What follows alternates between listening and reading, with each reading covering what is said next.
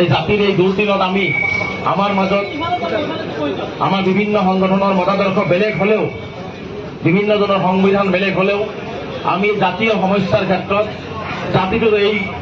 দুৰ্যোগেৰ সময়ত আমি যে একেলগে একেটা প্লেটফৰ্মৰ তলত থিয় হৈ আমি প্ৰতিবাদ সাব্যস্ত কৰিব পাৰিছো মই ভাবো যে আহিবলগীয়া দিনবিলাকত ইয়াৰ সংখ্যালঘু ৰাইজৰ কাৰণে এটা শুভ লক্ষণ আৰু চৰকাৰৰ কাৰণে এটা স্পষ্ট সক্ৰিয় বাৰ্তা যে অন্যায় কৰিলে আমি দল মত নিৰ্বিশেষে মতাদৰ্শক পিছত ৰাখি আমি ঐক্যবদ্ধতাৰে প্ৰতিহত কৰি।